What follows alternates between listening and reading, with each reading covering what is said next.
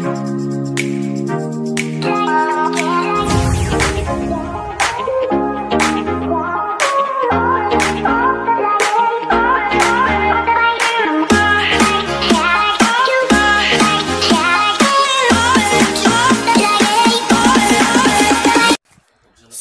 tuturuan ko kayo ngayon kung paano maglagay ng thumbnail sa iyong YouTube account. So, kailangan mo ng YouTube Studio.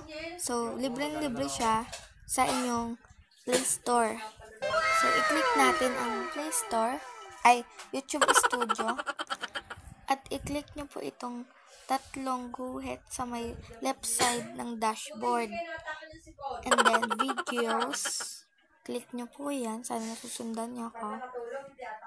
Ayan, wait lang. And then, pili kayo ng video nyo na gusto nyo lagyan ng thumbnails. And then,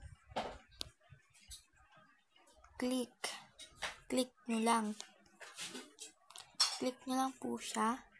At kita nyo, itong lapis sa taas, ayan. I-click nyo yan. At, may lapis ulit, i-click nyo ulit. I-click nyo po ulit yan. At kita nyo na, ito, custom thumbnail, i-click nyo lang yan. At pwede na kayong pumili ng picture na gusto nyo i-edit. So, ganun lang kadali. Thank you.